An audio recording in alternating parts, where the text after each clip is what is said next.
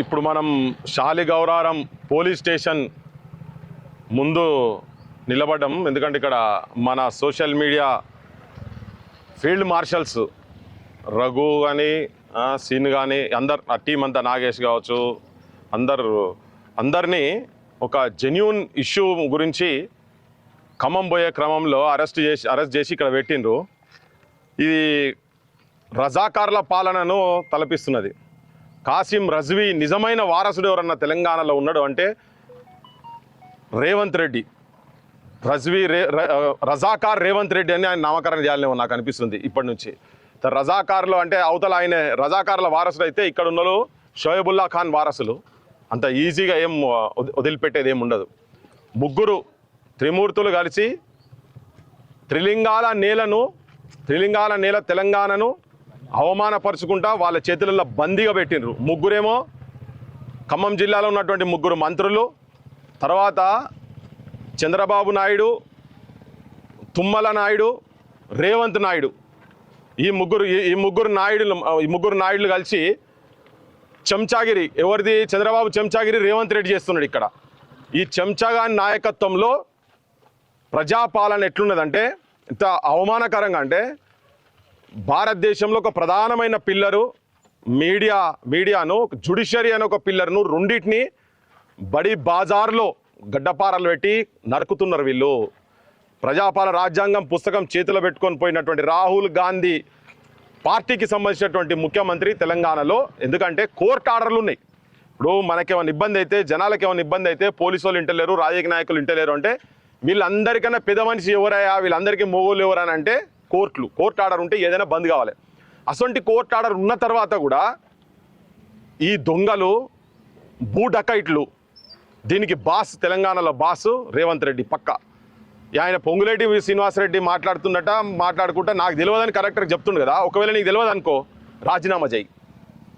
నీ జిల్లాలో నువ్వు మంత్రివి, రెవెన్యూ మంత్రివి. మళ్ళా రెవెన్యూ మంత్రికి తెలియకుండా ఖమ్మం టౌన్లో అక్కడ నువ్వు తెచ్చేసుకొని కూర్చున్నావు కదా, అది నీదే కదా. నువ్వు రాజీనామా చేయాలి, లేదంటే ముఖ్యమంత్రి ఇంటికి అడపోయి ధర్నా చేయి. నువ్వు సేమ్ బట్టి విక్రమార్క గారు కూడా చెప్తున్నా, నెత్తిలో కొట్టుకుంటేందుకు నీ డిప్యూటీ సీఎం పదవి నీ జిల్లాలో ఒకవేళ నీకు తెలియకుండా జరిగితే. మేమైతే అనుకుంటలేం. ఒకవేళ నువ్వు నిజంగానే మీకు తెలియకుండా జరిగేది ఉంటే మాత్రం ముఖ్యమంత్రి దగ్గర పోయి లొల్లి పెట్టుకోరు. మీరు ఇమ్మీడియట్ లొల్లి పెట్టుకోండి.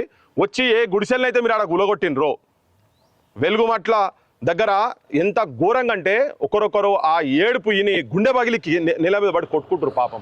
పైసా కూడగట్టుకొని కూలి పని చేసుకుంటోళ్ళు, వాళ్ళు చిన్న ఇండ్లలో పాసి పని చేసుకుంటోళ్ళు, అట్టి పండ్లు అమ్ముకునేటోళ్ళు, ఉల్లిగడ్డలు అమ్ముకునేటోళ్ళు, ఇటువంటి పనులు చేసుకొని చిన్న పిల్లలు చదివించుకుంటారు. వాళ్ళని చదివించుకుంటారు. పోనీ వాళ్ళకేదో పెద్ద ఆలిషాన్ కోట్ల ఆస్తి కావాలని కాదు వాళ్ళది. అది ప్రభుత్వ భూమి ఉండే. ఇవాళ కలెక్టర్ ఆఫీస్ ఆడికి వచ్చింది కాబట్టికే ధరలు పెరిగినాయి. కలెక్టర్ ఆఫీస్ రాకముందు ఆడ తొండలు గుడ్లు పెట్టినాయి, బల్లులు గుడ్లు పెట్టినటువంటి జాగా అది. అటువంటి జాగాలో వాళ్ళు ఉన్న తర్వాత అది కానూను ప్రకారంగా భూదానోళ్ళు డైరెక్ట్ వీళ్ళకి అలాట్మెంట్ చేసిండు. 1800 పైచిలకు కుటుంబాలను ఇవాళ నిర్దాక్షిణ్యంగా పోలీసు బలము, మిలిటరీ బలము, సిఆర్పిఎఫ్ వాళ్ళను మొత్తం పెట్టి కొన్ని వేల మందిని దేశం మీద దండయాత్ర పోయినట్టు పోతురు. మొత్తం వరద లెక్క పోయి ఆడ కూర్చొని ఎందుకే మా బొట్టులు అంటే భయం ఎందుకు, మరి రగంటే సీన్ అంటే వీళ్ళంతా ఎందుకు భయం, ఈ సోషల్ మీడియా అంటే భయం ఎందుకు? వాళ్ళ మెయిన్ స్ట్రీమ్ ఛానల్లో మొత్తం చూపిస్తున్నారు. ప్రజల లోపల ఇది పోతున్నది గట్టిగా. నిజమైన మీడియా జనం లోపల పోతుంది కాబట్టికే వీళ్ళ వాక్ను తొక్కాలనే ప్రయత్నం మీరు చేస్తున్నారు కదా. మీరెంత దొక్కితే to every action there is equal and opposite reaction అనేది ఎట్లయితే ఉన్నదో న్యూటన్స్ థర్డ్లా పక్కా దీనికి కూడా రియాక్షన్ ఉంటుంది.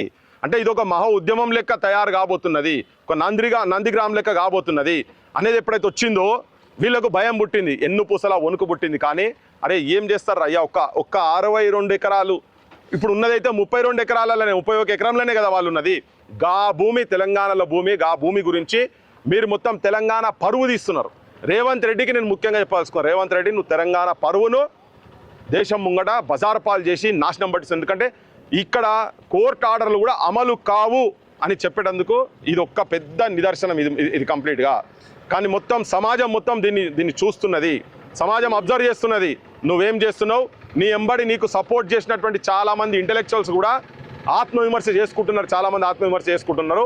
నువ్వు కాలిపోతావు, కూలిపోతావు. పోతివిరో రామన్న పేదోళ్ళ ఉసురు తలిగి అన్నట్టు పోతవురో రేవంతు పేదోళ్ళ ఉసురు తలిగి బీదోళ్ళ ఉసురు తలిగి కన్న బిడ్డల ఉసురు తలిగి పసి కూనల ఉసురు తలిగి పోతవురో రేవంతు పేదోళ్ళ ఉసురు తలిగి అని ఇక రేపటి నుంచి మేము నీ మీద కూడా పాటలు పాడుకుంటూ తిరుగుతాం. ఏకమట్ల చిన్న కరెంటు నీళ్లు అడిగినందుకు అడిగిన పాపానికి వాళ్ళ పాదాల కింద నీళ్లు తీసుకొచ్చి నిలిసే నీడ కూడా లేకుండా చేసి బుల్డోజర్లు తీసుకొచ్చి వాళ్ళ గుడిసెల మీద తీసుకొచ్చి గుడిసెలు పీక్తున్నావు కదా, కొద్దిగానన్నా గింతనన్నా నీకు కనికరం అనిపిస్తలేదా? జనంది తప్పుే. నిజంగా తెలంగాణ మీద పైసా ప్రేమ లేనటువంటి వాడిని, తెలంగాణ వ్యతిరేకం ఉన్నటువంటి వాడిని తీసుకొచ్చి ముఖ్యమంత్రి చేస్తే ఇలా మన జనాలు కళ్ళకెళ్ళి కన్నీళ్ళు కాదు రక్తాలు కారుతున్నాయి. ఒక్కొక్కరికి గుండె శోకమై ఏడుస్తున్నది. అది చూస్తుంటే జనం మొత్తము ఇంత అన్యాయమా, ఇంత ఘోరమా అని. ఒక దిక్కు చంటి పాపను 2 నెలల పాపను కాలుతోను తన్నేటువంటి నీ సుట్టపొడత తన్నేటువంటిది ఒక దిక్కు కనబడితే, ఇక్కడ ఉన్న పిల్లలను వాళ్ళే 8-10 సంవత్సరాలకెళ్ళి నీళ్ళే కూడా నానా గోసలు పడుకుంటా చిన్నపిల్లల కాడికెళ్ళి చదువుకుంటుంటే వాళ్ళను ఏదో మా బొట్టలం పోయి వాళ్ళకి ఏమైనా ఉపకారం జరగాలంటే ఇది మొత్తం వాళ్ళకు ఉన్న నీడ కూడా లేకుండా చేసినావు కదా. దీన్ని వదిలిపెట్టే సమస్యనే లేదు. తెలంగాణ జనానికి యాటి నుంచి చెప్తున్నాం కదా, రజాకార్ రేవంత్ రెడ్డి జనం కూడా పెట్టండి వాట్సాప్ గ్రూపులలో.